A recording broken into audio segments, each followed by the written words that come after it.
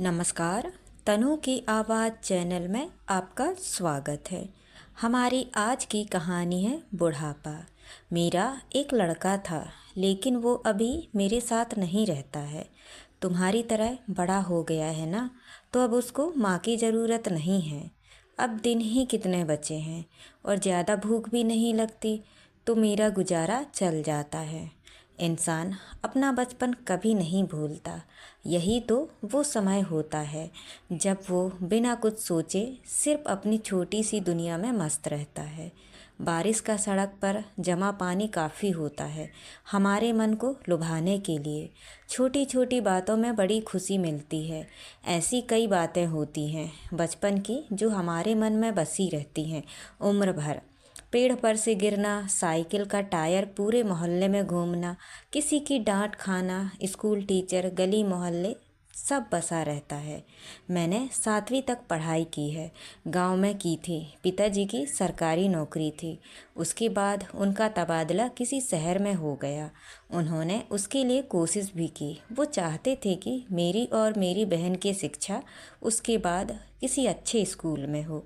खैर, उनकी मेहनत का परिणाम उनको मिला और तबादला हो गया। मुझे याद है बीच सत्र में स्कूल को छोड़कर हमें जाना पड़ा था। उस समय बचपन में मुझे इस बात का पता नहीं था कि बाद में उस जगह, उस गांव को इतना याद करूंगा। तब मैं इसी बात से खुश हो रहा था कि हम नए घर, बड़े शहर जाएंगे। कई साल बीत गए, लेकिन फिर वहां जाना नहीं हुआ।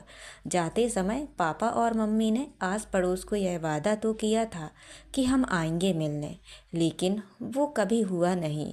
आज मैं 20 साल बाद फिर उसी गांव से होकर गुजर रहा था, तो मुझसे रहा नहीं गया। मैंने अपनी गाड़ी उधर घुमा ली।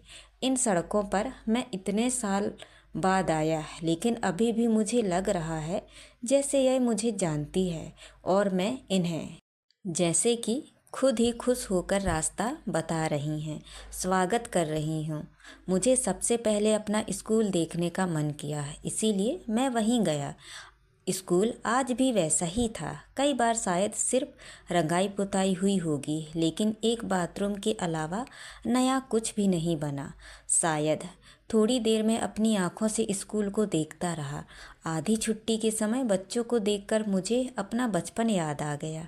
बच्चे की भीड़ स्कूल के गेट के बाहर जमा हुई। एक अम्मा अपना टोकरा लिए वहाँ बैठी थी। हमारे समय में भी यही होता था। हम लोग भी ऐसे ही जमा हो जाते थे। टोकरा लिए हमारे समय पर कोई आता था। टोकरे में खट्टे मीठे बहुत सी तरह की चीज़ होती थी।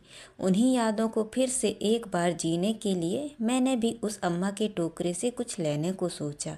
मैं फिर एक बार बच्चा बनकर उस अम्मा के टोकरे की ओर चला। बच्चों के हाथों के बीच मैंने भी अपना हाथ उस अम्मा की ओर किया। अम्मा ने ऊपर मुँह कर मुझे देखा और पूछा कि क्या चाहिए। चेहरे पर झुर्रियाँ, आँखें को मीचकर बार बार वो देखती थी। चेहरा मुझे जाना पहचाना लगा। मैंने पहचाना कि यह वही है जो हमारे समय पर भी आती थी। पहले से ज़्यादा बूढ़ी हो गई थी, इसीलिए मुझे पहचानने में थोड़ा समय लगा। इतना समय बीत गया, लेकिन आज भी यह वही उसी स्कूल के बाहर अपना टोकरा लिए आती है। यह सोचकर मुझे थोड़ा आश्चर्य हुआ। समय जैसे उनके लिए रुक गया हो। बचपन में उनसे बात नहीं की, बस जो चाहा वो लिया, खाया। आज उनको देखकर उनसे बात करने का मन किया। वो मुझे नहीं पहचानती है, लेकिन मुझे लगता है मैं उन्हें अच्छे से जानता हूँ। कुछ देर में इन्हीं ख्यालों में था। तब तक स्कूल की घंटी बजी और उनके पास मंडराते बच्चे वापस अपनी क्लास की ओर भागे। अम्मा भी अपना सामान समेट रही थी। मैंने उनसे कहा, अम्मा आप अभी तक आती हैं? हमारे समय में आप आती थीं। उन्होंने अपनी हिलती गर्दन और झपकाती पलकों से मेरी ओर देखा। कान से कम सुनती थी शायद। इतना कहने पर भी उन्होंने फिर एक बार मुझसे पूछा, क्या कहा? माफ़ करना, थोड़ा कम सुनाई देता है। मैंने फिर वही बात दोहराई। अम्मा को सुनकर बहुत अच्छा लगा, बहुत खुश हुई। मुझसे कहा, खुश रहो बेटा, ऐसे ही तरक्की करती रहो। इतना कहकर उन्होंने मेरे सर पर हाथ रखा। फिर वो अपने काम में लग गई, सामान समेटने में। मैंने पूछा, अम्मा आप अभी तक आती हैं? आपके घर में कोई और नहीं है? अम्मा बोली, नहीं है अभी। मेरा एक लड़का था, लेकिन वो अभी मेरे साथ नहीं रहता है। तुम्हारी तरह बड़ा हो गया है ना, तो अब उसको माँ की ज़रूरत नहीं है। लेकिन मुझे कोई दिक्कत नहीं है, वो खुश रहे बस। मेरे अब दिन ही कितने बचे हैं और ज़्यादा भूख भी नहीं लगती है, तो मेरा गुजारा चल जाता है। कभी स्कूल के बाहर तो कभी पास के बाज़ार में जितना होता है करती हूँ, और फिर यहाँ आती हूँ तो इन बच्चों को देखती हूँ तो मुझे अच्छा लगता है। अपनी बात ख़त्म करते ही उन्होंने कहा, अच्छा बेटा खुश रहो। इतना कहकर वो जाने लगी। इस उम्र में उन्हें देखकर मुझे ऐसा लगा कि उन्हें कोई उम्मीद नहीं है, ना ही किसी से कोई शिकायत।